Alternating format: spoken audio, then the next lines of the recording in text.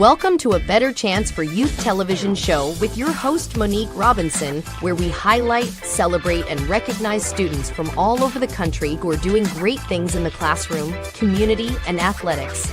Every student deserves an opportunity for hope and a future. So let's celebrate our students, the next generation of teachers, engineers, entrepreneurs, and future leaders. Join us on another incredible segment of A Better Chance for Youth show with your host, Monique Robinson. Welcome, and welcome. I know, look, y'all know when we go live, it has to be something extremely epic going on. So if you notice today, I have on, I don't even know, which side is it on? Yes. I'm representing, and some say for my school. So I'm representing class of the two. They say 99-2000, but I'm representing for class of 2000 of the Wilberforce University. Yeah, I'll be around a lot of people that always say the when they say their school name. So I'm doing a project right now, and this is episode 1. So I hope to have an episode of many, because so many people where I live in San Antonio, Texas, do not know what Wilberforce is. So I said, we have some of the most elite graduates. First paying, homage to my parents. They're both Wilberforce alum. And, have some classmates and some people who I've met along the way professionally and as a scholar at Wilberforce. So if you are watching, I want you to like, share, comment, shout out your year, shout out your alum, and we will make sure we get your comments heard. Now, if you do know someone that you want us to celebrate or interview, because the whole motto is, look at what Wilberforce did.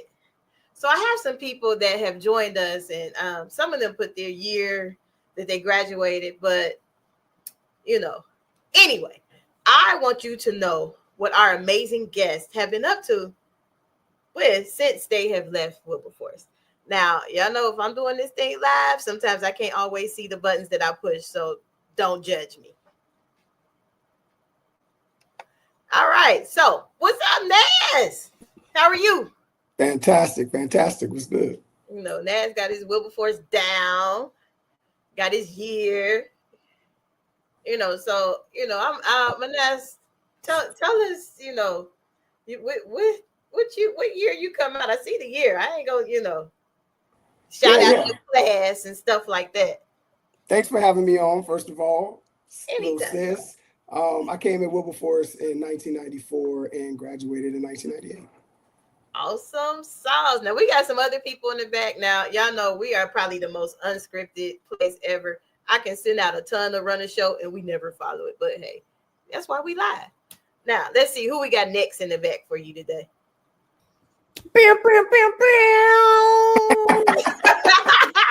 I love the green and gold. Look at my sis, that green and gold. Come outside. Let me hold that shirt though. I trade you one of mine for. I know. I need that shirt that you have on. Penda, I love your introduction, Penda, and I love the "Let's Come Outside." That is a great. This is a sweater. This is a whole sweater. Thank you. I love it. Courtesy of one of my good friends in Dayton, Ohio. She has a shop and she sells Wilberforce gear. So most of the things that I wear, even I don't have them on today, but I have some Wilberforce earrings. She made those too. Oh, nice. Yeah. And then we have somebody else in the back. Yes, I don't know what year he came out though, but I don't know. Who else you got in the back? I don't know. Let's see. We're full of surprises. There he goes. Greetings. Welcome to the show. Welcome to the show. See, I got the memo. Yes, you did. I understood the assignment. Got it. Well, welcome to the show. Y'all see, I have all Wilberforce guests, which is a rare. Like, I never get to see like my Wilberforce fam. I'm always on here with other schools. So I'm so glad that you guys are here to join me today. Now, if we don't follow the running script, charge it to my head and not my heart. It's okay. Understood. But the whole purpose of our my movement is, look at what Wilberforce did. And I can't take full credit because Keon, I had these two on the show before. And, I'm thinking I'm interviewing them and they like, no, you going to start it. You going to start it. Like, so now we have to look at what Wilberforce did campaign going. It's very important. And we're not going to gloss over the fact that you are down south with all those people who don't know about Wilberforce and the greatness that we are. So look at what Wilberforce did. You got 4 amazing alumni. You know what's special for me? When I first started A Better Chance Television, Keon was one of my first guests. Wow. Didn't know that. I feel special now. I didn't know that. Yes, camera barely worked. Lighting was kind of lighting was like, girl, you just playing. So no, thank you for even entertaining to come back. I think the book, it was the your book about relationships that came out. Yep. After the snap. And I was like, I said, sure, come on. So if you are watching and you are interested in being on, hit me up in the chat. I will look back at it.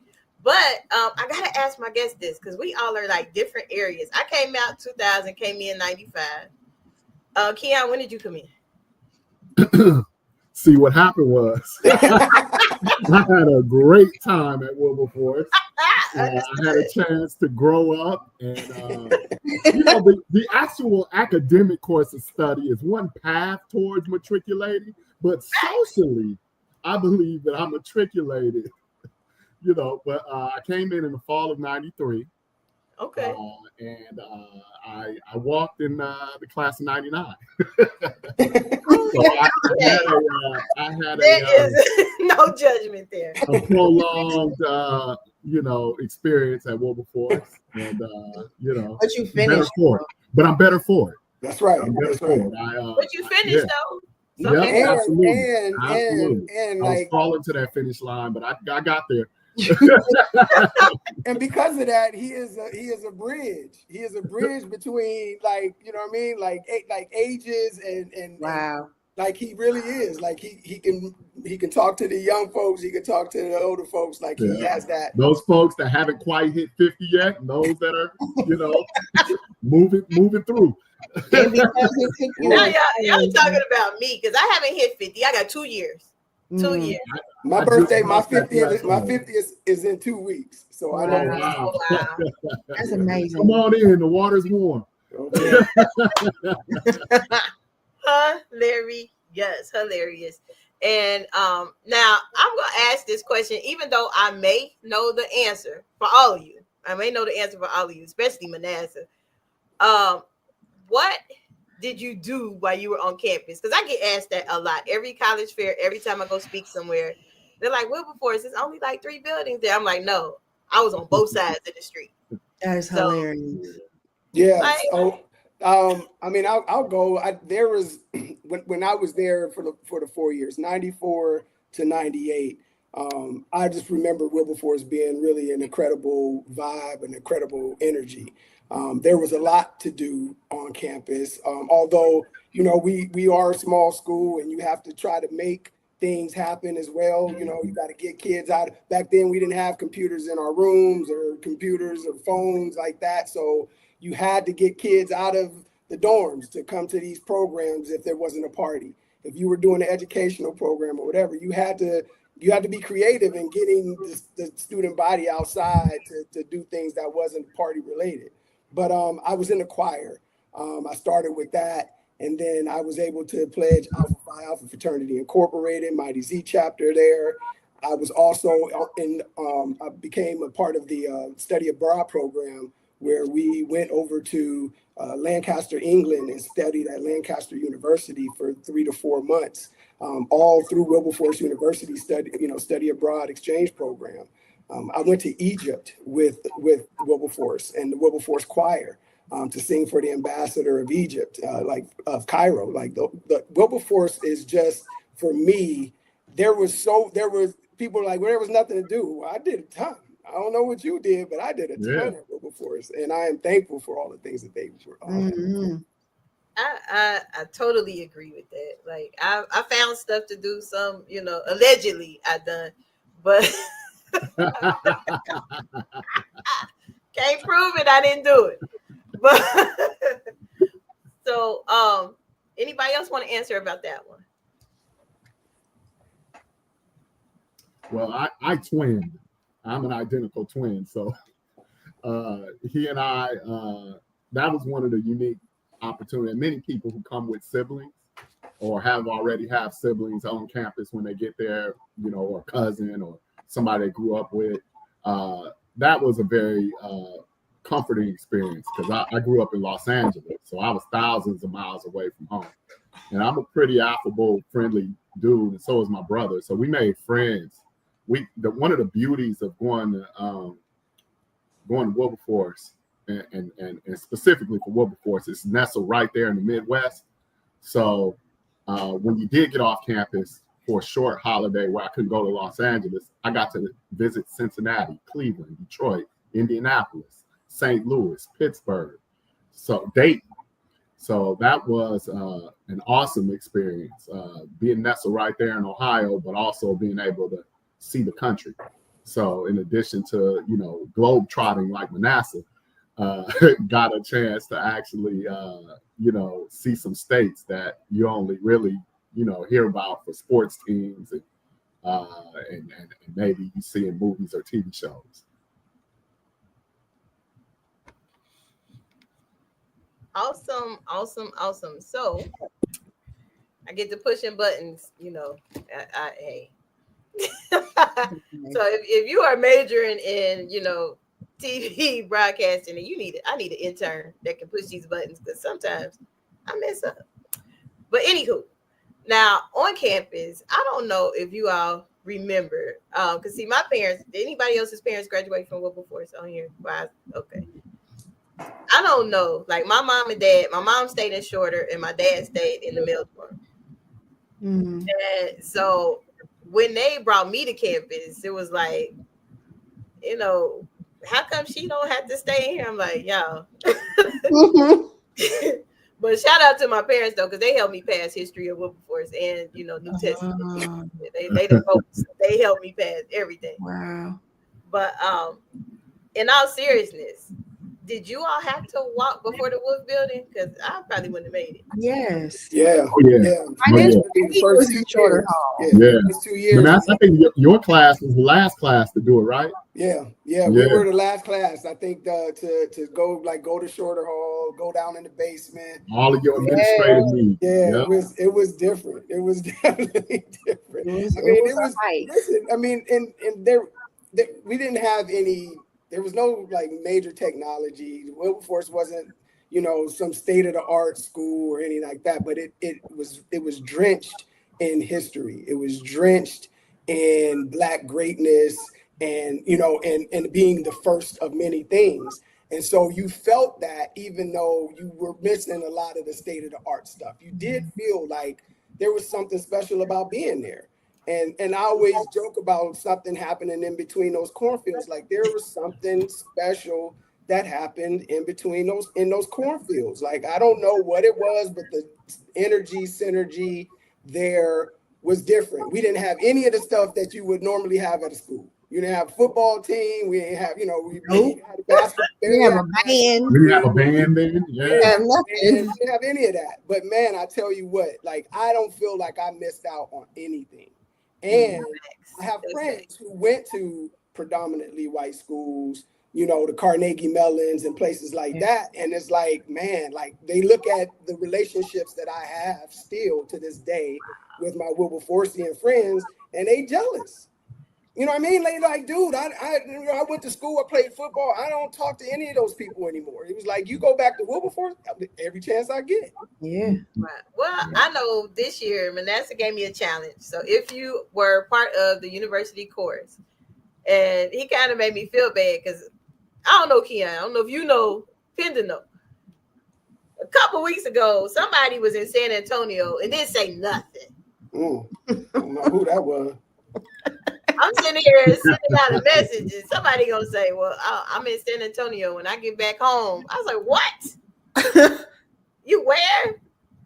You know. But make a long story short, you know, I was able to connect with my Wilberforce brother, You know, he signed my book, so I didn't have to act like a stepchild because I didn't follow directions. I bought it from Amazon instead of him. But he made it right though. We good.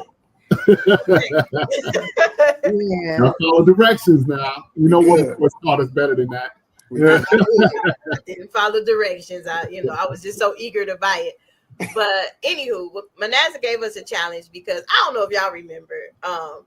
When I was there, I came in fall '95, and until I left, I was part of the university chorus.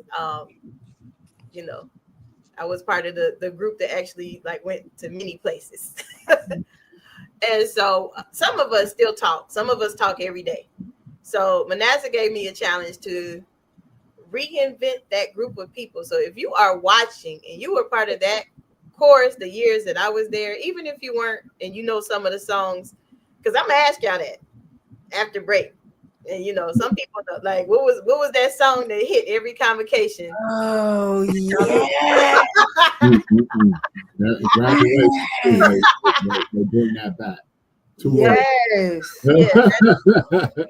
That's the goal when we come back. Come back in when Don Dance happens, and some of the people are really excited. I know the choir is back up to speed. I talked to Dr. Say a lot, and also help him along the way with some of the things that he's doing. So you know, hey, we trying here. So Manasseh gave me a challenge for that, but I know there's some other type of reunions going on too. Yes. My 30th anniversary from graduating. I know it's Manasseh's 30th anniversary as an alpha. Like it is 30. We all have published books, and we want to get together during Don Dance in 2026 with other authors from Wilberforce and definitely display that and put that on full tilt. So Wilberforce, man, listen, we got a lot of people doing a lot of amazing things.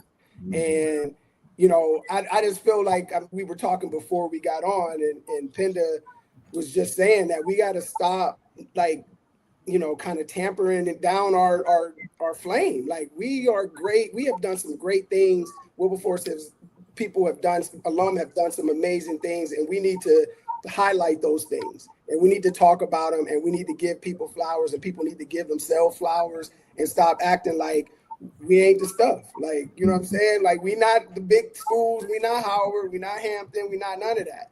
But we are Wilberforce, and we you know what I mean, I'll put us up against anybody. Mm-hmm.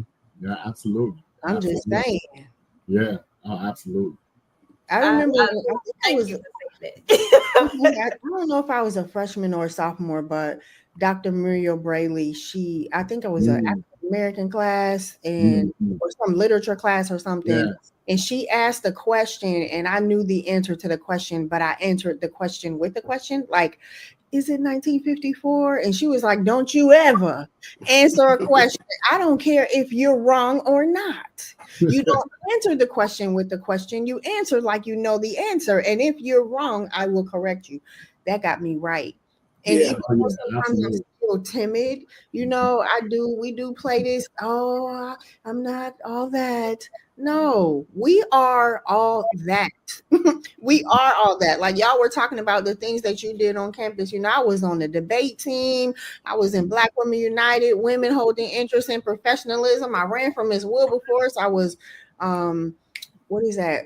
We did a play together. Yeah, we did plays. I played while I was Keon said y'all did a play. Y'all did a whole play together. The best of Jesse Simple, a Langston Hughes play. Yeah, we did. We did. We were the lead characters. And listen, like, you know, like Keon has been in the forefront of a lot of things, like a lot of movements, man. Like, this dude is such a humble guy, but he's so passionate and so giving and genuine, and you know what I mean? Like, it's the only reason that my book got finished. Like, he, you know, thoughts in my head, I'm talking to this dude, he's like, dude, you need to go talk to Penda. Like, it's because of Penda, and that all comes back to Penda. Yeah. I mean, she is the oracle on this particular you know, on this vessel right now. She's the oracle. When I got to Wilberforce, she was one of the first people I met. She was in the counseling center. I walked in the counseling center. She was there. She was just kind and sweet and passionate, but just a sweetie pie. And so she, when you told me to reach back out to her, it was just like, this dude is just a vehicle to like connect people, and like he just has that as a gift. So man, I thank him like a million times over for sure.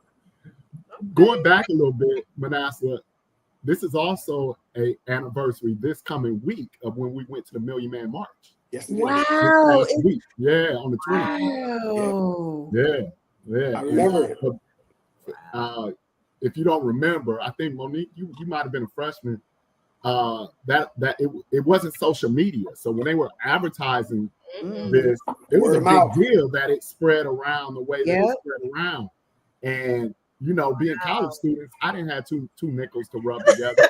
But what I'm most proud of the community that is Wilberforce University, and I can only speak to our community. I trust and believe that other HBCUs have similar communities. And as I've talked to colleagues, friends, and people who've been to HBCUs around our era, they also spoke highly of the community, but specifically the Million Man March, the way the sisters held us down, the way the social organizations made sure any young man that wanted to go, they were getting a seat on that. They bought that ticket. Yeah, the sororities all bought tickets for the guys to go. There was so much outpouring of charity and making sure, and that was the other thing about our campus. There wasn't a whole lot of folks who could just stay in the room. That's true. Like there were things to do nightly. There was lectures. I was in the Black Male Coalition. There was keynote speakers. There were conferences we had a chance to go to at other colleges. There was, and then in this Enlightenment era of ours, this Million Man March came about, and I'm fortunate to not only got to share that with my brother Manasseh, my twin brother went, many people like from all across our campus, from whatever fraternity, sorority, whatever fraternity you were in, if you were from another state, if you didn't really rock with that person regularly, you had an opportunity to build and bond in that, I don't know however many hour ride it was on that bus. It's like 8 hours. Yeah. That's a good. That was a great experience. Charters was the thing back then. That's what probably took you. Yeah. We didn't even. It wasn't. I think Wilbur drove one of the buses. I think we had some charter buses as well. Yep. And I don't remember how. I didn't take Wilbur. I don't know how the people got on Wilbur. Maybe Wilbur came in a little cheaper. But I remember being there. Just the last point on that. But I remember being there and being so. I was so comfortable. It was so peaceful to be there. Like I fell asleep under a tree, like amongst a million people. Like I'm just amongst everybody. At some point, I had to lay down. I took a little nap under a tree. Woke up. People was passing out water. It was just an amazing experience. Yeah, it was crazy. Then remember the first stop, and we seen all these other buses and all these other black men from these other schools, and the brothers just hopped out. Was like, "Yo, what's up?" Everybody dapping and bro hugs, and just like, man, we only had a little bit of time before the bus took back off, and all the brothers was like, "Yeah, we'll see y'all up there, man. Power to the people." Man, that was just one of the beautiful things that Wilberforce gave me, an opportunity to do that. Wow. Might be time to revisit that amongst everybody. Yeah. We might all need to march to Washington next time. Yeah. Hey, I'm game for it. It might take me a little longer. I'm down at the bottom right now in Texas. But hey, I'll get there. We got to take a quick commercial break. But when we come back, because I'm an educator, so I love, if you could just shout out one teacher that, gave you your get together moment at Wilberforce. I might have about 5, but when we come back, I want you to share that one teacher that gave you your get together moment. Are you interested in attending an historically black college or university? Hello, my name is Robert Mason. I'm president and founder of the Common Black College application. Our application allows students to apply to over 50 historically black colleges and universities at the same time for only $20. HBCU graduates have been some of the most renowned individuals in their respective fields since the late 1800s. In addition to that, our faculty and staff are truly committed to your success, and they have a vested interest in seeing that you do well. That, coupled with the academic rigor and the fact that you will establish lifelong relationships, are just some of the many benefits of your attending an historically black college and university. So if you're interested in completing the Common Black College app, visit our website at commonblackcollegeapp.com to apply now. Thank you, and get educated. Welcome back. Y'all ready? You want me to go first, or y'all still thinking? I got one. Okay. You go first. Oh my goodness. I already told you about Dr. Braley, but I had a professor, Dr. Johnson, who was a counseling professor. I had him my last semester, along with Dr. Situ's class, which were both very, very hard classes. And he was so tough that everybody was taking big dictionaries to class. And I just remember when it came time for the final exam, it was based on points. So if you only needed 5 points, you only had to answer 5 questions that you knew.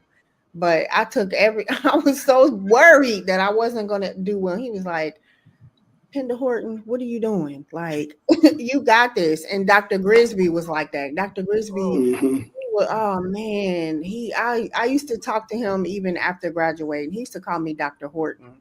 He'd be like, Dr. Horton, what are you doing? Like, people always would say, what are you doing to me? Yeah, just so many. Dr. Grisby was a good guy. Man, I love him. Rest in peace. Yeah, he was a good guy. He separated all of us in class. Me, Titus. Yeah. Titus. That's a name I haven't heard. TJ. Wow. TJ, Jamie. All my good friends. I learned that, I learned you can't talk in class in college because he will try to fail you. So I moved volunteer. Yep. Well, I know for me, mine will probably be Mr. Williams, our choir director.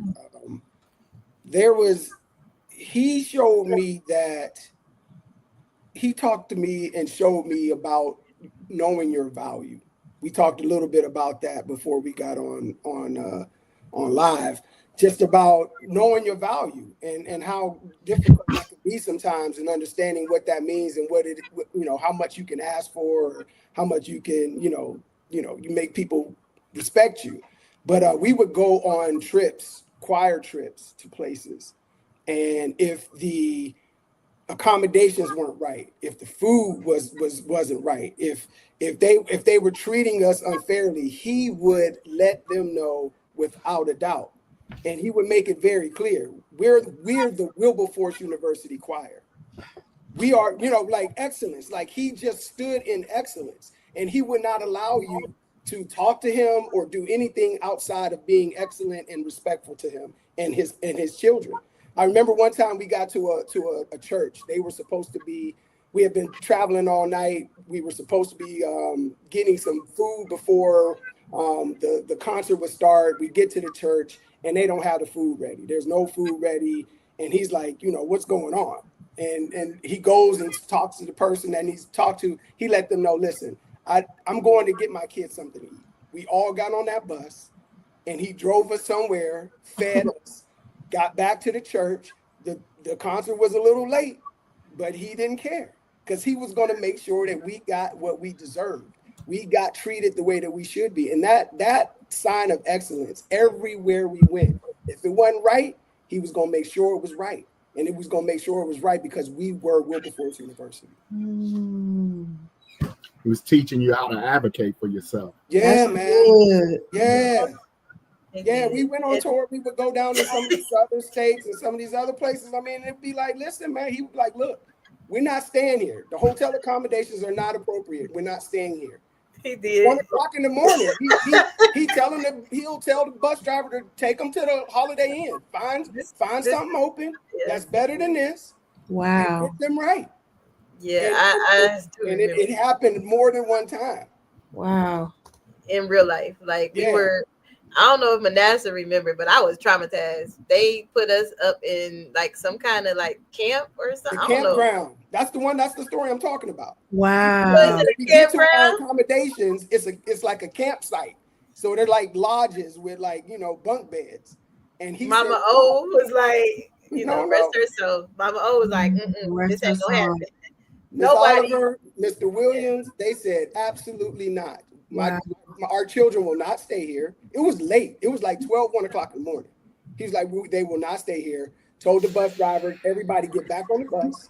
We're going to find, this is before technology. Right. Google, ain't nobody Google Maps, none of that. Go find a hotel open and get my kids into that hotel so they can sleep. It was opening up that map. Yeah.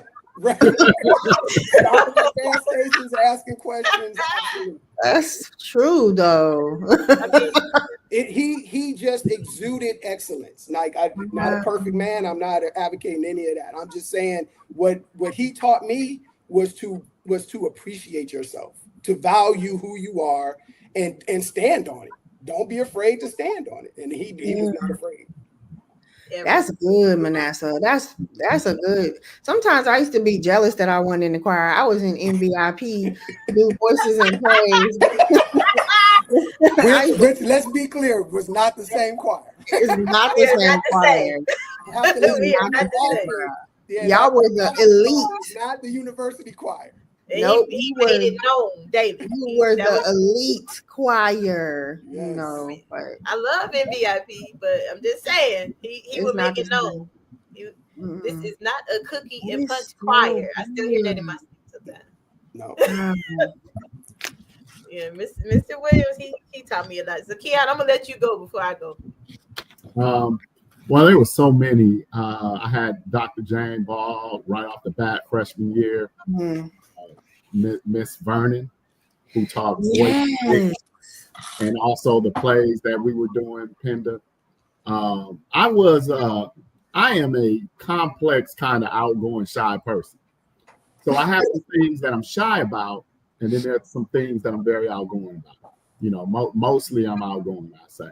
But the voice and diction and the combination of that, doing that with the plays, which I've always kind of done theater, high school, even in elementary. I've always been on the stage until coming to Wilberforce. So when Wilberforce had some opportunities, I took it. And not that hundreds of thousands of people were going to come, but what I wanted to do was practice speaking out loud, articulating myself, projecting, and getting those opportunities in classes like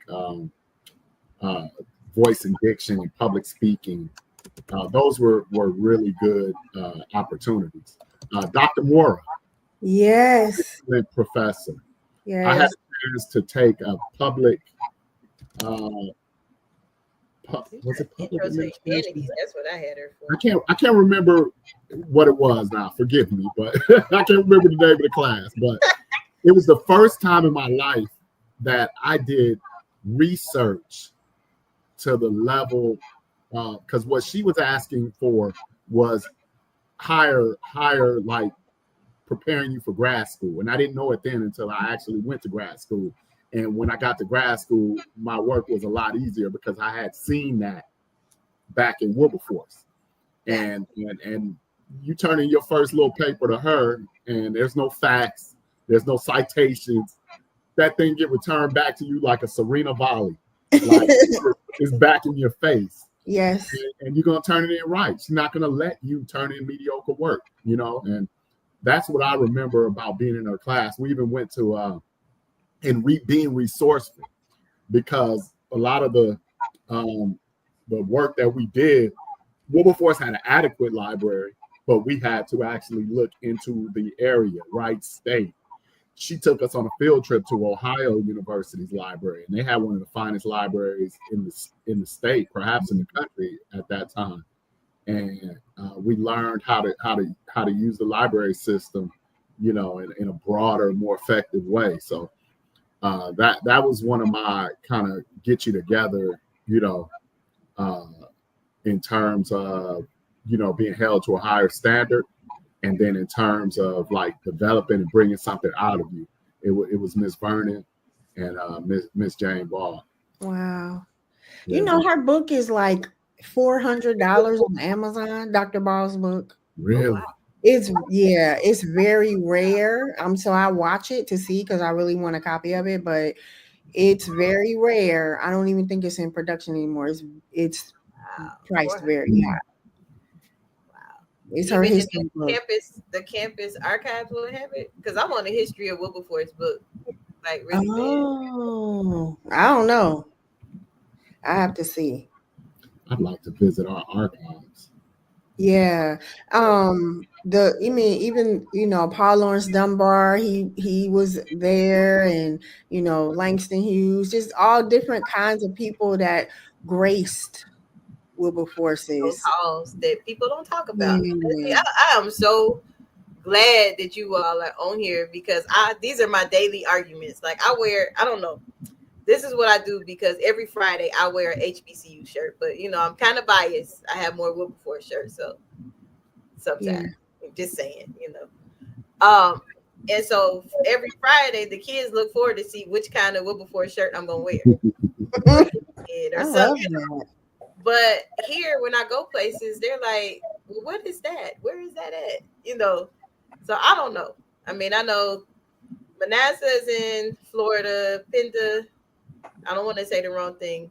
Well, me and Keon are in North Carolina. I'm in Cary. He's in Durham. Oh, okay. But do y'all experience that where y'all at? Yeah. What do you mean? Experience? Like when you wear your HBCU gear, especially your school, because I wear. Well, Penda, you go ahead. I was just gonna say, all around me, all I hear is Aggie Pride or Eagle Love, because we right here with, and there are like 8 other. There's 10 HBCUs in the state. Now you can trip over an HBCU going to a store anywhere. You know, I'm so jealous of y'all. Yeah. And it's a great experience. It's a great vibe because two types of reactions I get usually. Like, oh, I've heard of Wilberforce. Oh, that's cool, man. Yeah, Wilberforce, of course. You know, and then there's the, oh, I haven't heard, you know, then you got to kind of educate them. And, you know, I've tried to be less condescending as I've gotten older because you don't want to presume everybody's had, you know, exposure to, you know, like why would you only think that there were 5 HBCUs? Like, know all your HBCUs. If I hear Tougaloo, I know where Tougaloo is. You know what I mean? If I hear, you know, Rust College, you know what I mean? Other schools that aren't Howard, Hampton, you know, so the oldest private institution. But listen, I try not to do that and talk slow to them. Because there was a time when I first left Wilberforce and I got this degree and I'm walking around and I'm saying, yes, the nation's oldest. The nation's oldest. I still do it. You better than me. The nation's oldest. You better than me, Keon, because I still give them a little. You still slow talking? Man, I'm like the nation's oldest private institution of higher learning. Yeah. I do that. I do. I catch myself though. I do it. Respect. We got all single letter. We got single letter chapters. Yeah. We the first, bro. I'm not. And you'd be surprised. I run into Greeks who, when I say that we have single letter chapters, they didn't know that. Wow. And then after that, and when I hear that, I'm like, oh, then I go find. Then I act then like. Then I'm like, okay, I hear my mama calling me. What'd you say? I act like I hear my mama calling me. Yeah. I'm quickly in the call, in the call, or in the station right there. Because clearly, you know, you didn't know that Delta was beta chapter. Okay, ma'am. All right. Okay. All right. I gotta cool. go. Cool. All right. Where did you think it was at? Where did you think it was at? Yeah. Where did you think the chapter was at? That's what I want to know. Where your history? That's right. Did you read? Yeah.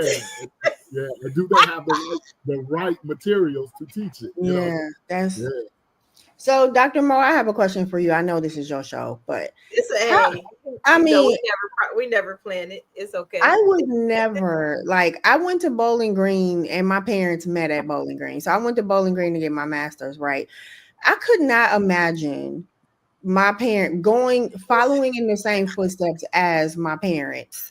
And when they dropped me off at Bowling Green, it's like, oh, that's the dorm where we met. And I'm like, girl, I don't need to hear all that, But how was it for you? Did you buck at them when they said that they wanted you to go to Wilberforce? And then now on the other side, do you know they were right? I honestly, being really transparent, I didn't want to be there. I had my heart set to go to Elizabeth City State. My grades had other plans for me because I had a music scholarship until they see my grades from high school. And reality set, and my mom and dad, they don't play no games. It was either boots or books, and I ain't about to be in nobody's army. I couldn't follow directions with Mr. Williams. So what I look like being in the army? But that's that part. But in all transparency, I got to Wilberforce in '95, and I just was like, I'm stuck here. Might as well do something. And my it took her a minute though. It did. I bumped my head. She was bucking it. She did not want to do it. Wow. It was very clear. I mean, because we were in a choir together. I mean, I was an upperclassman, but we were in a choir together. That's how I know her.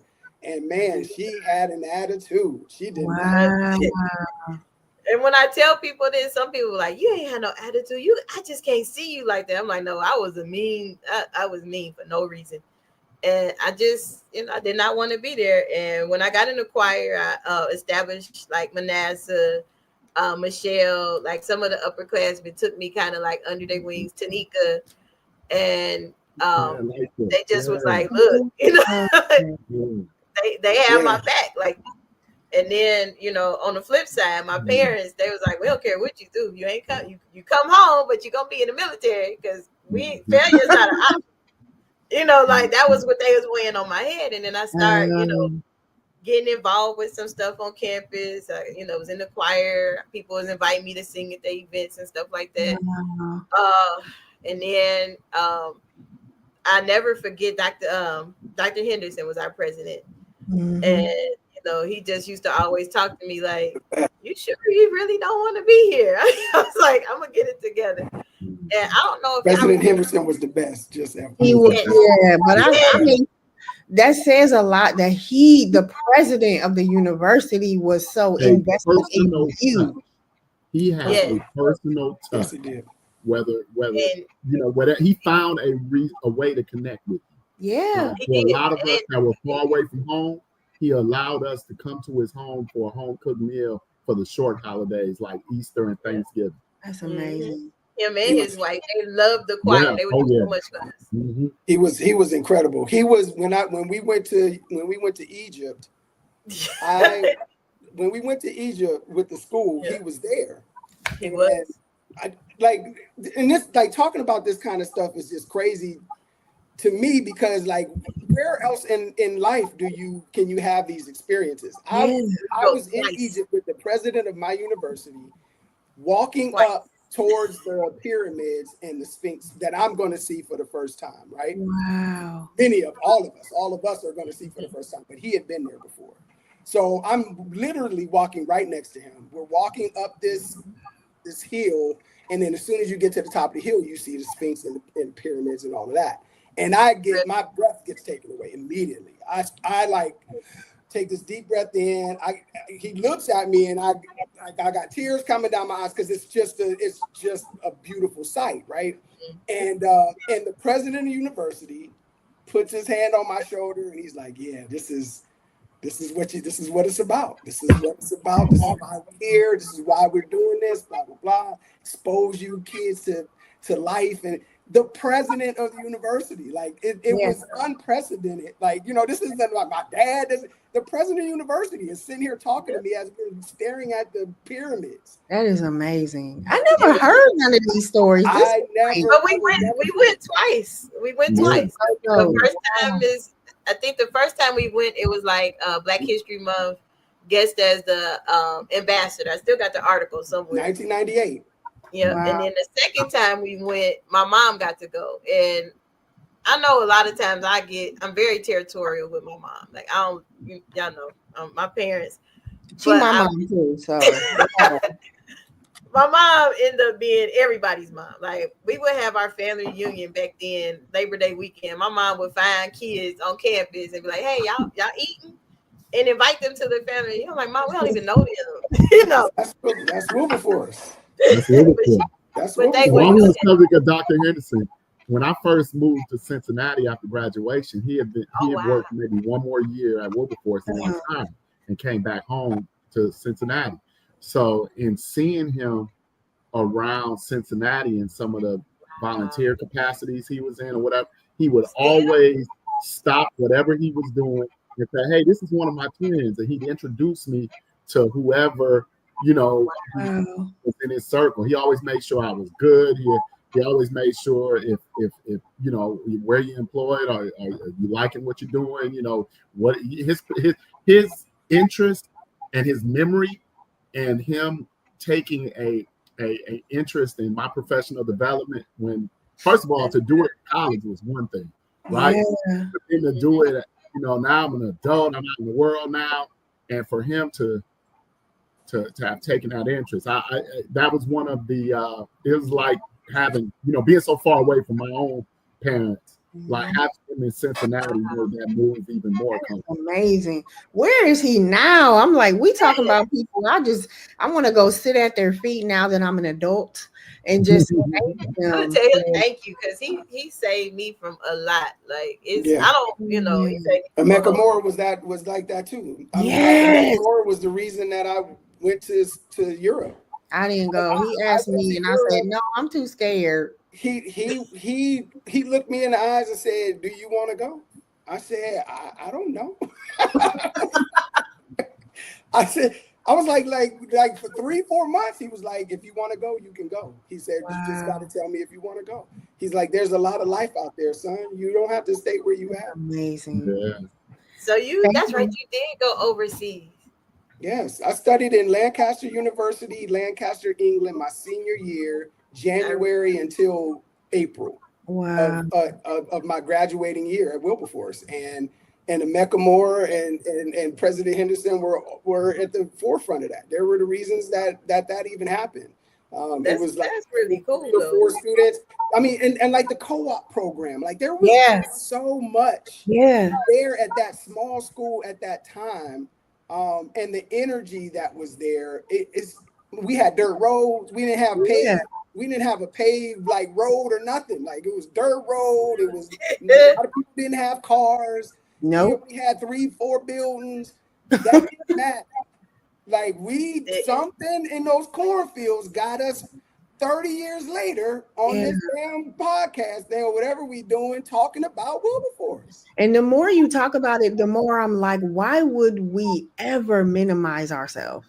Like we are talking about some amazing things that Wilberforce gave us and who we are as Wilberforcians.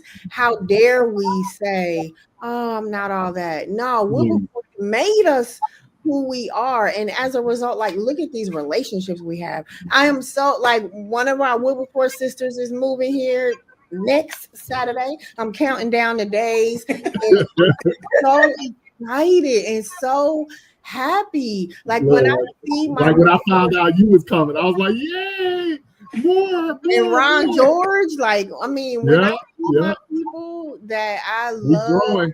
Put North Carolina on your list. It's really I need some of y'all in Miami. Can y'all get any y'all? Right. I'm like, goodness. It is 4 in Texas, but they like, I think one of them graduated in 80, one of them graduated in like 92. But they come to the events though, because I love it. Like every time Monique. Wow. So next time, you're only 2 hours from my parents. So next They time in Round Rock. I go to the water they park. in Round Rock. I Oh, check wow. on them if you need me to. I keep Oh, you that's posted. I keep good. you posted. See, Yeah. that's what Wilberforce You know, does. Eris is in that area too. So yeah, I we love have you, other Eris. Wilberforce too. Yeah. Aries. I love Yeah. Eris. I Oh my haven't seen her so long. Yeah, I see Yeah. her. love Yeah. Eris. Yeah. See, she was And there my Eric freshman year. McDaniel's in Texas. Yeah. Eric, man, I wish I could go to homecoming, but like, I Yeah, get I'm not able to so go full in this my year, but spirit. hopefully we play this back and this gets played next week. So in the spirit It of homecoming, is. people can see can see, how proud we are of Wilberforce, and Wilberforce can hopefully be proud of us. Yeah. Yeah, But because it's a lot. definitely It's a lot. I mean, you know what I mean? it Kamal is. Smith doing movies, and you know what I Yeah, mean? The list Corbin. goes on. Like Gino, yeah. Corbin, Gene. I mean, the list goes on. We have amazing Yes. people doing amazing things, and it all came from Wilberforce. Yeah. I'm proud of our educators. We've got principals. We've got Oh, doctors. people doing collegiate, work in higher academia. We got people, doing it in corporate America, doing it in clinical research, Entrepreneurs. yeah, entrepreneurs. Yeah. Yeah, But so I put us against anybody. I don't care what nobody says. Yeah. I'm Oh, yeah. extremely excited that you all have brought up everything that because sometimes they hear from me all the time. Mhm. So when they hear from people who have walked the same walk, even though I'm the youngest on here today. I get it. I'm the youngest. I get it. But, especially the different bonds that I have with you all. Like Penda, Penda is family. Manasseh's family. Keon, you family too. But like Penda knew me when I was, still trying to find my way. Manasseh met me when he probably was like, who is this crazy girl they got? I told you just reminded me of myself, this little chip on your shoulder. Mm-hmm. Don't really, gonna give somebody told if they get too close and all of that stuff. So, I knew Thank God for deliverance. But in all seriousness, though, I am forever grateful for what Wilberforce has done and continues to do. I really am, and I would never. And Penda got on me this week. I'm be honest with y'all, because y'all family. Be honest with y'all. She got on me, but I didn't want to call her before we came over here because I didn't want her to tell me y'all. But y'all know, sometimes I go visit other places. But at my church, they had a song fest. And I know, Manasseh, you hold your thought. They had a song fest, and the pastor was like, "Hey, anybody know this song?" He was talking to the congregation, and I'm sitting in the back, just just looking around or whatever, trying to not make eye contact with anybody. And so I felt so bad that I had to post a video of me singing the song at my mom and daddy church, because I was like, "Oh God." So Penda got on my case really, really bad in the text. So when you got on here today and was like, quit downplaying yourself. And I really hope when, if you're watching this, if you are watching the replay and you graduated from the Wilberforce University. See, I'm around a lot of people that graduated from Prairie View, so that's how they announce themselves. So I graduated from the Wilberforce University. I say it just like them. But we need to quit downplaying our school. And I think the more we do these talks, if we can come up with some alum that is ready to share their story, I will dedicate from now to homecoming to look at what Wilberforce did, because I know we have different chat groups and they talk about all this unnecessary foolishness when it comes to homecoming. Mm-hmm. But it's time to be like real and say, yeah, hey, we need to be builders, not tear downs. Wilberforce taught us to build. Yeah. Exactly. Each one teach one, each one reach one. Yeah. Exactly. I ain't learned one African proverb at Wilberforce. That's the one. And I go back to we got from our own exhort. Suo Monte. We got to get it out the ground. We got to bring it from within. So yeah. Ain't nobody coming to save us, y'all. No. I'm just, and I'm talking about in life, period. Ain't nobody coming to save you. That's Save true. yourself. Yeah. You have to, you know what I'm saying? Like you have to dig in yourself and pull that out of yourself. Like nobody's coming to save you. You got to save yourself. So whether it's Wilberforce or whatever, you have to make sure that you understand that in life, especially right now, we have to save each other. We have to be looking out for each other. We have to build each other up. We have to. Otherwise, we're going to falter. We can't. This singular thought process where everybody are doing their own thing is not going to work. And where we are currently in this storm, nobody's coming to save you. Save yourselves. Save each other. You gotta paint this picture though, like Wilberforce in the middle of cornfields where the KKK would be having rallies down the street. Facts. Like the Underground Railroad was really part of where we were. So that's part of the reason why we're so close, because you couldn't be out by yourself. You had to be with somebody. That's what Wilberforce taught us. This ain't for play. Like this family in real life. This family in real life. To tell stories. The Tawawas, like there's spirits there. There are spirits there. I believe that.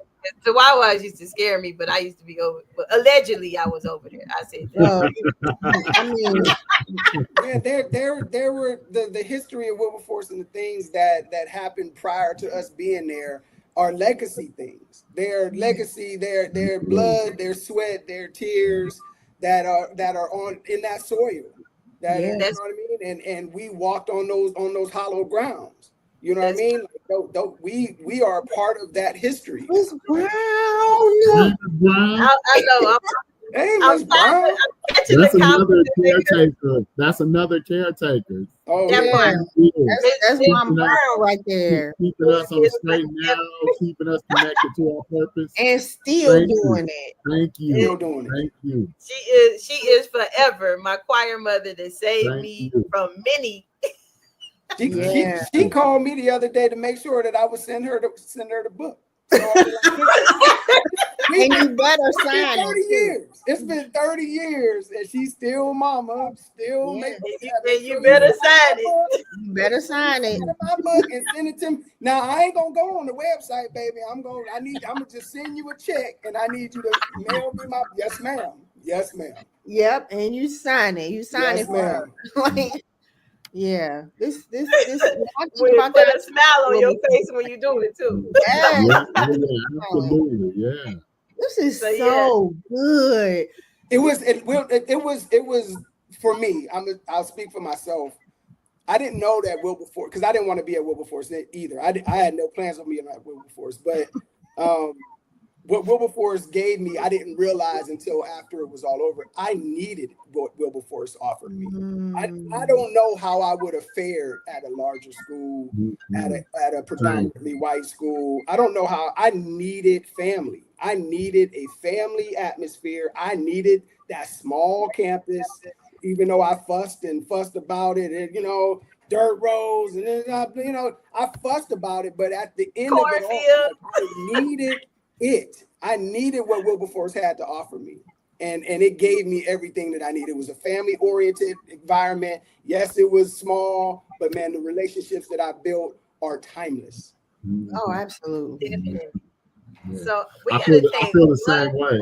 I feel the same way. I needed to get out of Los Angeles because I think the expression of drinking through a fire hose, the culture and society, we would have drowned, my brother and I. Wow. And I think what Wilberforce presented was enough of the foundation of knowing what's right, because it was small school steeped in church values, plenty of diverse students who reminded me of family, reminded me of a lot of the elders that were on campus, the upperclassmen. They reminded me of my older brother. My older brother went to Morehouse. So when we were looking at schools, by the time we came about, we was looking for an HBCU. It had to be an HBCU. There was no other option. And then it had to be a school with some importance and significance. So I remember when we got our acceptance letters we were like, we're going to Wilberforce, telling the stuffy Morehouse dude, you know, that we had got accepted, and he was proud, and he had heard, you know, he had heard of Wilberforce. He knew a lot. He was telling us about Wilberforce when we got to campus, and he was still in Atlanta, so that was also great because instead of going way back home, we were able to stay gone from home. Like, my mom was very protective in LA, but as long as we were outside of LA, she was fine with us seeing the world and, you know, going to do that. So we had to leave LA. I don't know that I've seen for you know how people are that live in, you know, in your hometown. They never go but maybe 2-3 hours down the road. Yeah. You know, LA is a big city. You got people that's never been east of Las Vegas. Yeah. And I feel that if it was not for Wilberforce, I could have been one of those people who, you know, just a town guy. So Wilberforce was truly a global experience. We had our African brothers and sisters on campus. We had, you know, it was just a cultural explosion. Like we were able to really, and then people from everywhere, from small town, big city. You're learning dances. You're getting trade-offs for food. You're learning styles, clothing. Hip hop wasn't as broad with so much intersectionality as it is now. It was just maybe 2 or 3 regions. But even the diversity of that, you know, we like this out west, but we like this in the Midwest. We like this in the South, you know. So, where else can you get that experience? You know, and it's I'm like from Dayton. one place where you can get a buffet of all these experiences while only being in one place, you know. That's fact. I mean, I don't even know how I got to Wilberforce. Like, to be quite honest, I don't remember filling out an application. I went to Wilberforce sight unseen. The only day that I never visited the campus. I saw it when I was a senior, and it was grad night. Oh wow! And I just really think about, like, I went to Wilberforce. It was a half an hour away from home, but I felt like I was across the country because I was so immersed in the culture. And I think it's so important, like y'all are saying, Wilberforce chose us. That's the way that I have to think about it. No, like, absolutely. I don't think I don't got a letter like, I'm going to Wilberforce. Like, I wasn't like that. I wanted to go to Jackson State. And my daddy said, nah, Pen, you going where the money is. And there we are. To go where the money resides. But you know, I gotta go back to Keon. I completely forgot that you were from LA. I remember the tour, the West Coast tour. Mm-hmm. And I will never forget how I don't know, Manasseh, was you gone by then or you were still there? When we got off the plane and came through the corridors and how they sang the alma mater out there. Wow. And they had that. They were so dope. Wilberforce banner. Back then, yeah. Oh my God. Oh, yeah. They sang the alma mater and it rang. You know how hollow, like, oh my God. Mm-hmm. Yeah, we had a great experience with the LA alumni. They would send us care packages. Wow. They would send us off in the summer, each summer before we came back. Wow. Yeah, I met Art before he came to Wilberforce. The summer before he came. Yeah. Bowser. Yeah. He from LA? Yeah. And wasn't Z's from? Yeah. Where you at, Z? I miss you. Wow. Man, this is so amazing. Thank you, Mo. People are okay. Somebody put 937 over 937. Hey, I remember, and this probably predate Penda. You might remember this. Remember when there was no 937? It was just 513. It was all 513. I remember. That changed your freshman year, Manasseh. That changed your freshman year. I don't know. Before I got there, they was talking about pay phones and standing in the hallway. I was like, oh yeah, no, we had phones. We were the first class. We had one pay phone. We had the first phones, but our freshman year there was still pay phones. No, ours was first. Y'all were the second year. Yeah, y'all were the second year of that. One phone on the floor, and you curled up with your feet on the wall. Girl, my mama trying to call me. Get off the phone. Like, and then we got phones in our rooms. You had to go to the computer lab to get your work done. There was no. It closed at midnight. You had to go to the computer lab. So at a certain point during the semester, everybody needed to be. Everybody was in the computer lab. Not enough computers for everybody. Man, Then you will always hear somebody yell out at some point during like finals week or something. I lost my paper. Yep. Oh man. Yeah, I did. I lost Dr. Calendar's paper. Oh, and I wanted to throw that computer all the way across that computer lab because Dr. Calendar and Dr. Situ probably was the hardest classes that I've ever taken in my life. So hard. Dr. Situ. I mean, they have many people crying in them computers. Oh my God. And your paper had to be bound when you turned it in. I remember going to Kinko's at like 2:00 in the morning for them to bind my paper so I could slide it under our door. That was no joke. I literally cried because I was like, I'm about to fail this class because I'm not about to do this over. I done sat here all day in this lab. It was bad. It was a different time. It was a different time. It's just no auto saves. No AI. No auto saves. These kids don't know how good they got it. They don't. Right. They don't understand. So we got to take this last commercial break, but when we come back, I do got a big question because I need to know. Our next phase is from Wilberforce to the world, so I want to know like what you got going on because we all got stuff. So right after this, I want you to tell me. What if your greatest breakthrough was on the other side of your story? Inspire Me Moments, Living Out Loud with No Regrets by Anthony Harris Brown isn't just a memoir, it's a mirror, a movement, and a map to becoming who you were meant to be. Through raw honesty, spiritual insight, and empowering reflections, you'll unpack your past, embrace your scars, and rise stronger. This book is for the dreamers, the educators, the men learning to breathe again, the women reclaiming their worth, and the leaders who lead with heart. You'll find real stories of trauma and triumph, tools for healing, and moments that remind you, the cape was never in the closet, it's always been in you. Inspire Me Moments. Live out loud with no regrets and all heart. Get your copy today everywhere books are sold.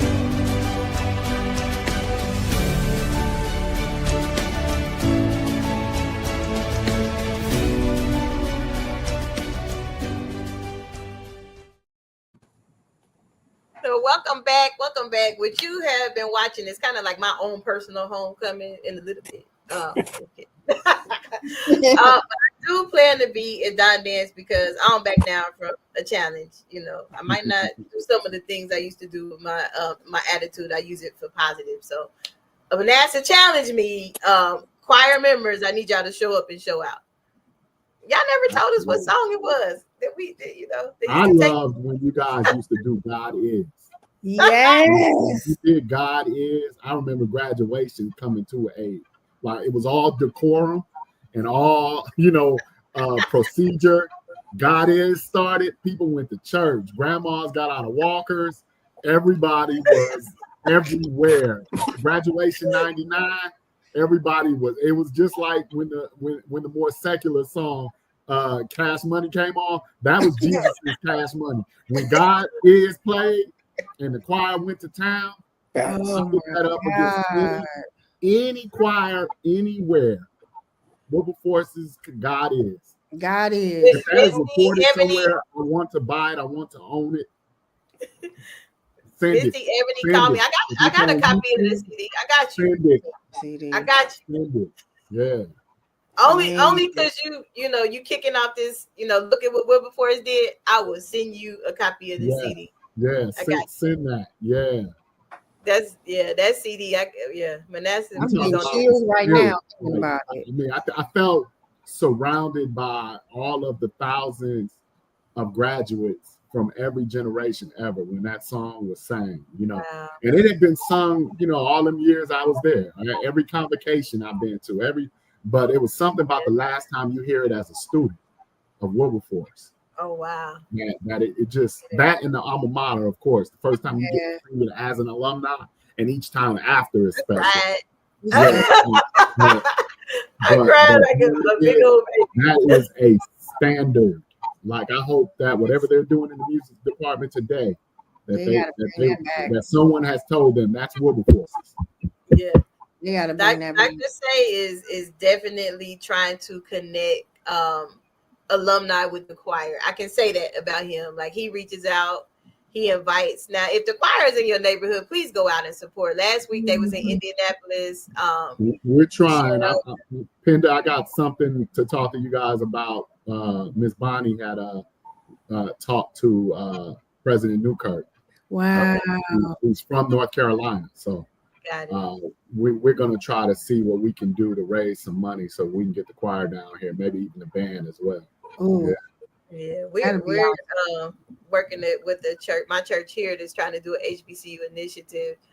Only thing is, I we got to go with what's around us. Is 9 HBCUs in Texas.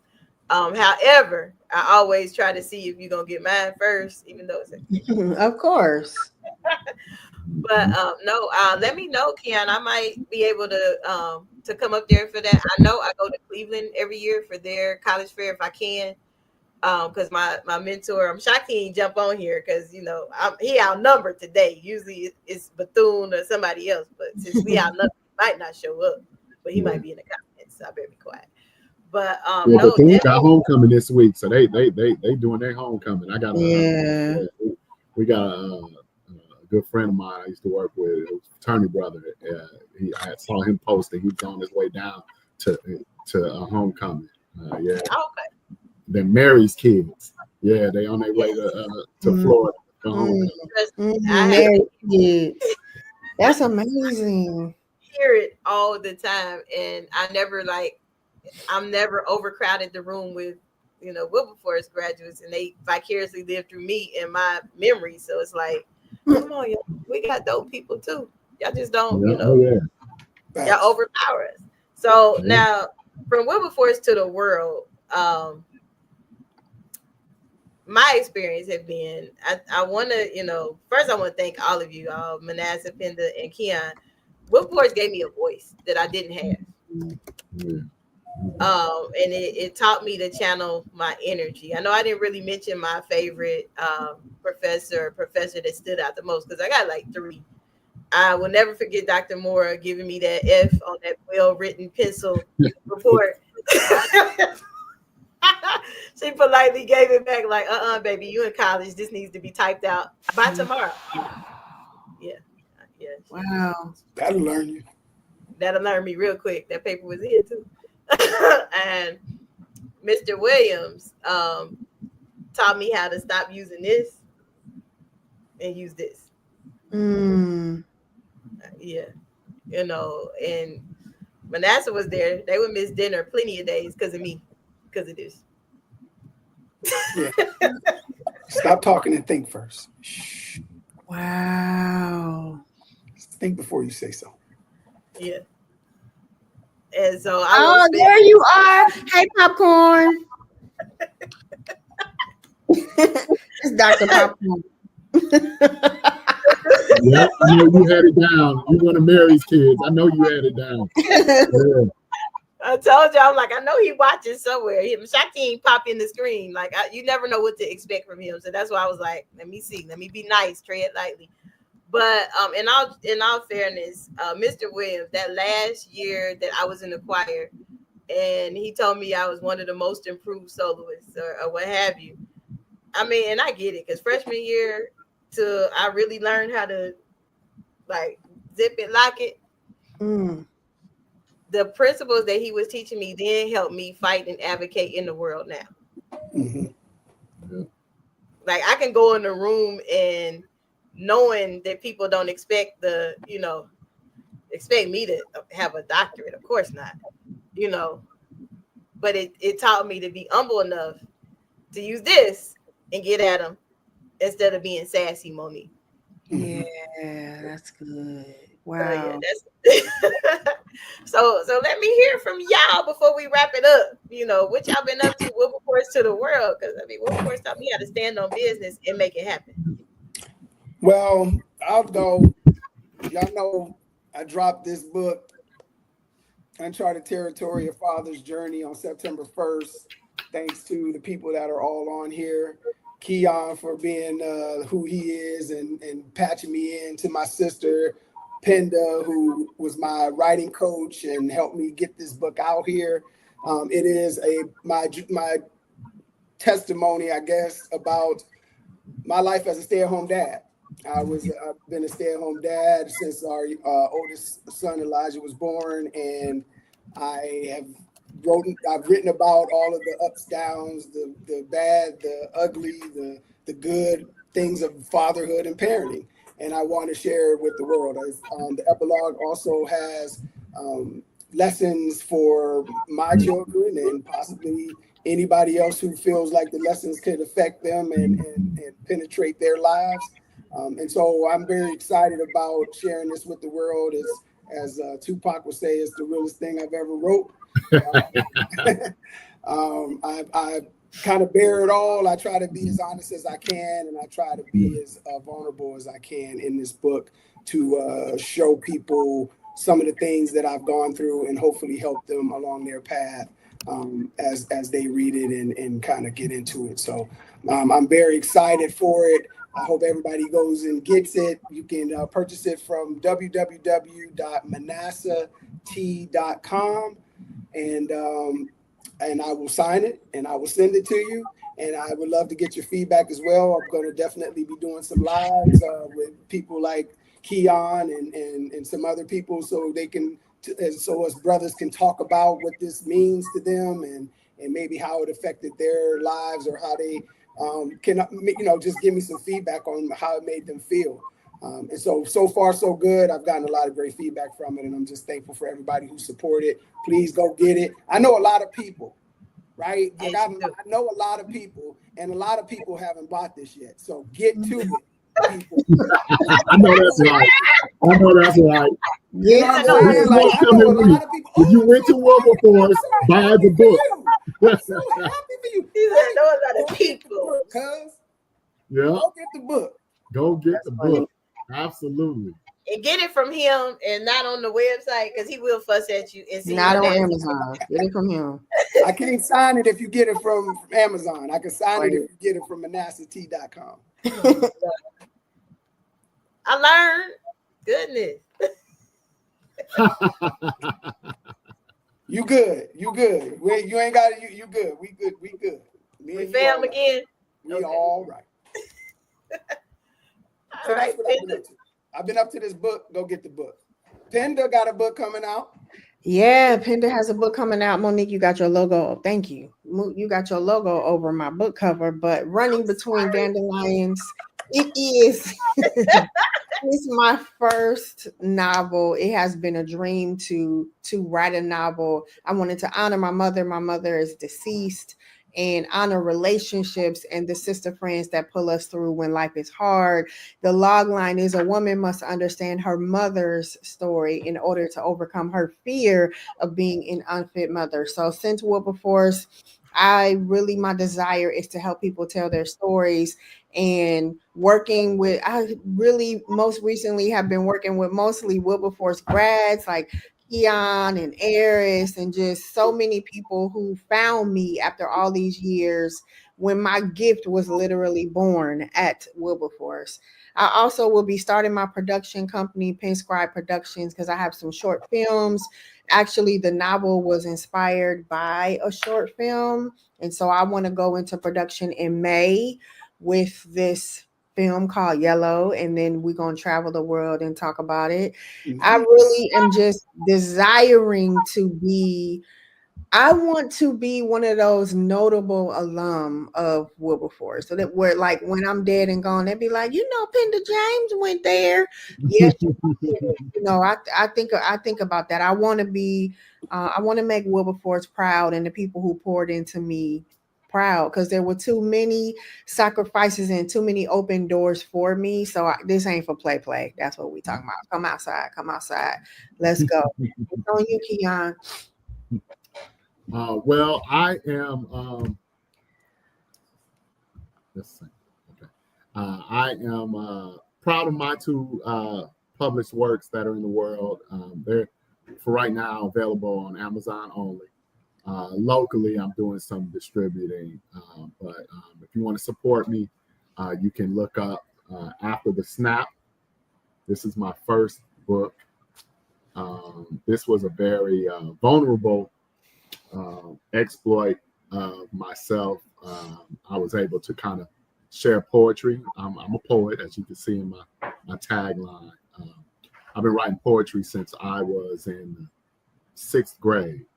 And one of the things that I've always been able to make sense out of life, when life is kind of lifing, is I can always kind of slow myself down, turn everything off, chill out to some music, and get to writing. So during one of the difficult times of my life, I was in my previous life, I was divorced, and I wrote about the tales of that in poetry. So this was kind of like a narrative poetry. So fast forward, what Wilberforce did for me is now I'm happily married, about to celebrate 9 years tomorrow with my lovely Wilberforcian Rashaki Furnace. And I was able to move past this point of my writing journey and get into Love Multiversal. So this book is a collection of poems loosely themed off of Marvel and other superhero themed shows that had arcs in them where they were in some romantic setting. So I was able to kind of turn those into stories about poetry and love, and relating them even back to like real life and things that I've experienced. So Love Multiversal is on Amazon, and so is After the Snap. I'm also working with local poetry nights, trying to get my shape and my weight together for being involved with slams and really doing the performance side of things. I love writing mostly, but for poetry, it is better to sell your work if you are hitting the stage often. So trying to find those opportunities, and recording to music. Those are some other opportunities that are coming down the pipe. Doing some tinkering with script writing for some ideas that I have, and and then where I have left, if I'm giving it mostly to God and to family, to my art, to work, the rest to Wilberforce. So that's what I'm doing now. Love it. So and Keon is very active as a Wilberforce alum in Wilberforce Alumni Affairs. He's my president. That's what I was about to say. I didn't want to say it and say it wrong. And I accepted a role on the board as well. This past Dawn Dance as well. So I watched it. He don't just talk it. Yeah. So I'm excited to kind of give my time, my talent.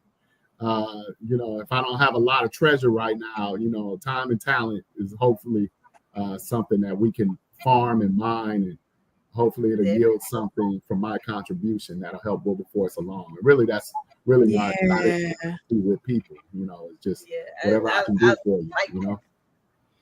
I like that, and I like the connection that it constantly brings. Like here, like I said, it's only 4 of us. And Cassandra, she will come to anything, and both the alum, they both are old heads, but they will come to anything that I do, and they're like, "You're not about to be the only Wilberforce person here." I get excited. Yeah. We'll dress up and take our pictures and have our, our banner. We do. But y'all not the only ones out here in these streets doing stuff. Nah. You better talk. Yeah. I Keep it still. That's not. I need to see your books. Yeah. I have 2 books. That just came out.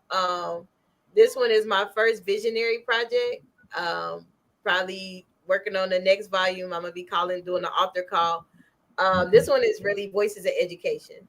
Oh, nice. So what we did with Voices of Education is, I feel like the Black teacher don't get to really talk much. And there are a lot of great African American educators. Shout out to both my parents who are educators, and I didn't understand it growing up. Like, why we always got these kids over here? They are not your kids. You teach them, leave them there. But I know I'm grown. But I have a group of individuals from different walks of life who are educators telling their story, their rookie mistakes. And it's honestly a good read. Some of the people that are in the book have been principals, have been classroom teachers. One of the authors, like true life story. We both was in South Florida together, and we almost got fired on our first day. True story. Because I know it wasn't our fault. Thank God I don't drink. But a group of teachers went to happy hour, but they wasn't smart enough at knowing the time of day. And we had to go back to work. And so they, got dismissed. But, Wilberforce taught me to always hold on to my paperwork, my receipts. And so that's why we got to keep our job, because it wasn't nothing on my receipt. So, but that's that one. So this is Voices of Education. It's really a really good read, especially if you want to go into education and you don't really get the full backstory of how things work. And then, but this one, this is dedicated to my parents. Y'all know I love doing the children's book because my nephew but that's like, what? This is my children's book. The title has changed. So it's not, look at what Woo did. Oh. This is the one I gave to my parents because it says, look at what Woo did. But the one that is actually for sale is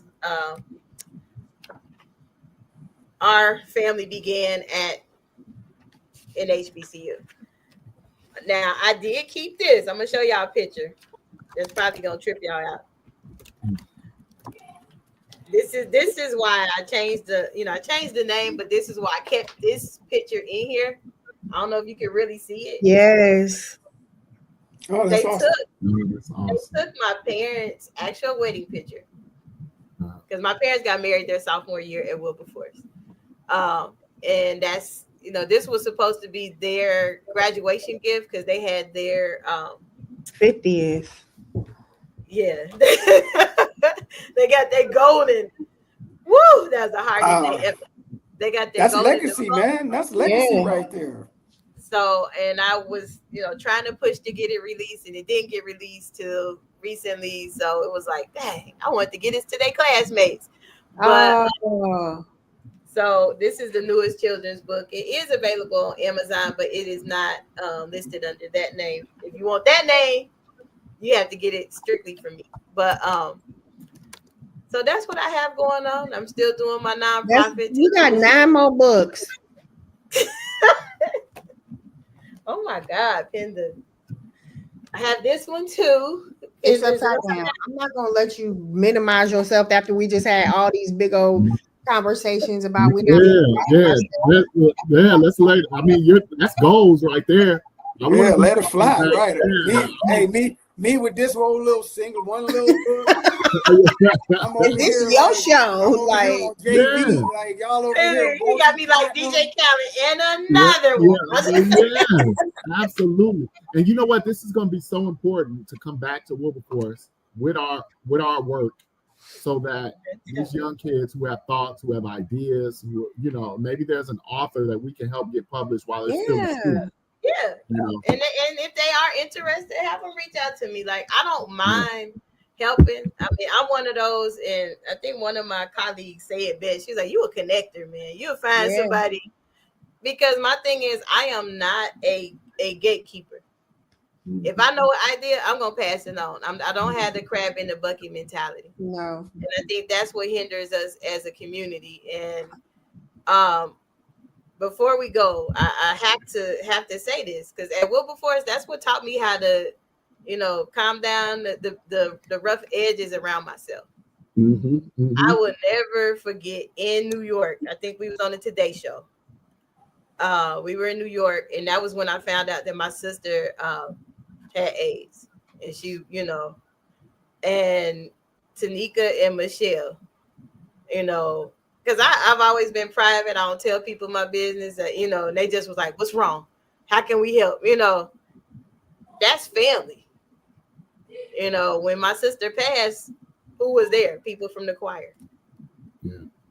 That's the first time I heard you talk about it. Like, yeah. As free, like what people might not know. Like I graduated from high school with her sister. So the family lines run deep with us. So it was tough when she passed, but Monique never talked about it. So this is the first time I heard you talk about it like freely without inhibition. I see the growth, sis.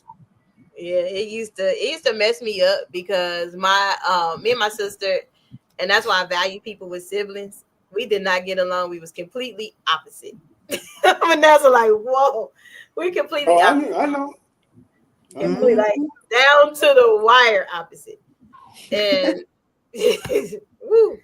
But I learned to grow when I got, met friends and seen a different way of life. Like I was from Dayton, but I was never home. You live where? Your mama want company this week? I used to go visit. I think I was in Louisville more than I was in Dayton. People probably thought I was from Louisville. But so I'm just saying, make those connections and those friends while you are there. Yeah. Y'all got any final thoughts before we get out of here?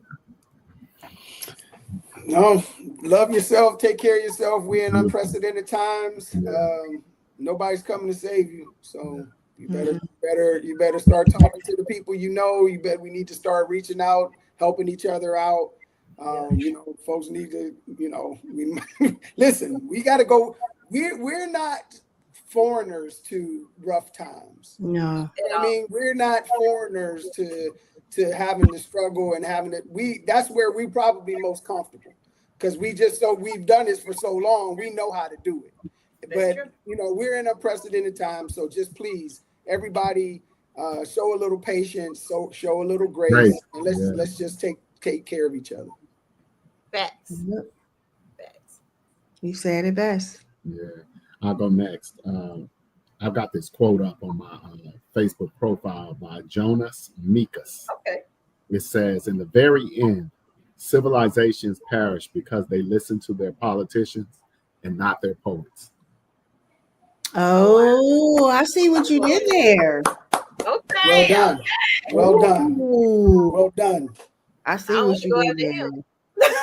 I know I'm just, I on my TikTok, when I first started TikTok, I said, do you ever remember the days when you would be like, hey, what you doing? Come outside. And now that's how I start all my lives. Like, come outside. I think it's time for us to come from behind the four walls. And this is where we get our healing. This is where we get our growth from. And remember your strength so you can write it down.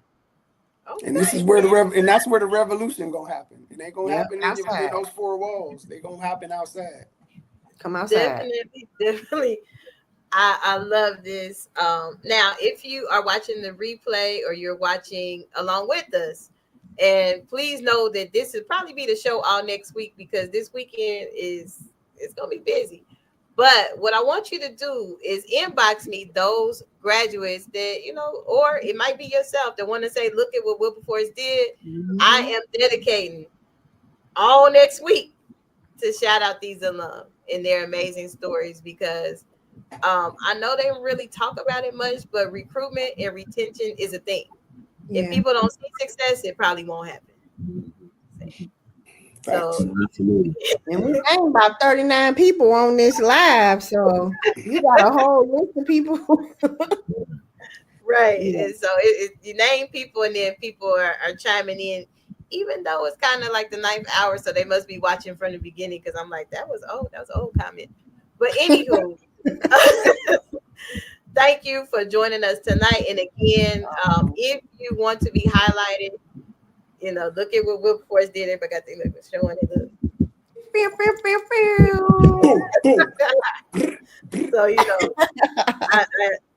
So, I'm jealous. I need that shirt, like in real life. Where you get that from, Keon? One of the tables at Dawn Days. I can't remember. I don't know if this isn't a firm. This is somebody else. This might be the bookstore. This is firm right here. Yeah. I think this is firm too. I love you, Firm and Miss Brown. Oh man, they the best. Yeah. I love all of y'all. I want to thank each and every one of y'all in this square.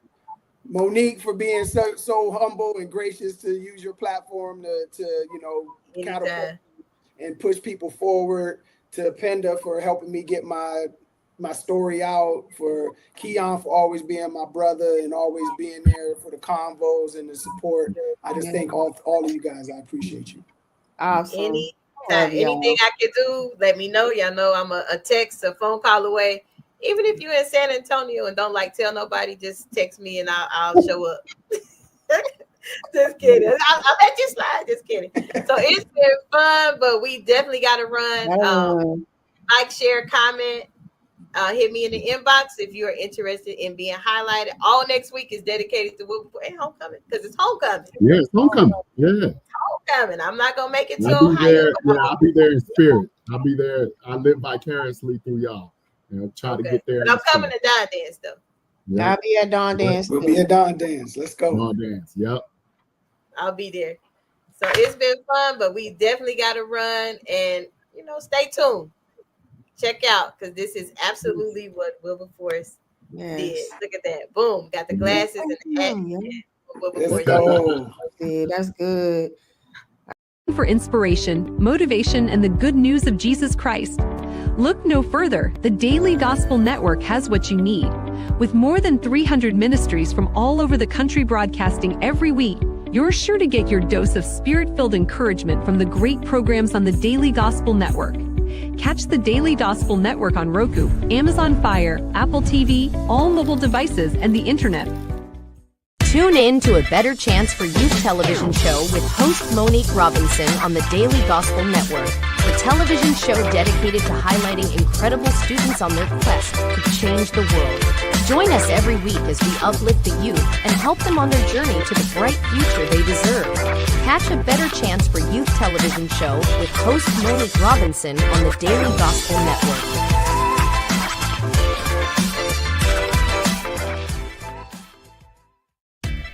Thanks for watching A Better Chance for Youth television show with your host Monique Robinson, the television show where we highlight incredible students in their quest to change the world. Join us each and every week as we uplift our youth and help them on their journey to the bright future they deserve. So until next time, God bless. From your friends on A Better Chance for Youth television show with your host Monique Robinson.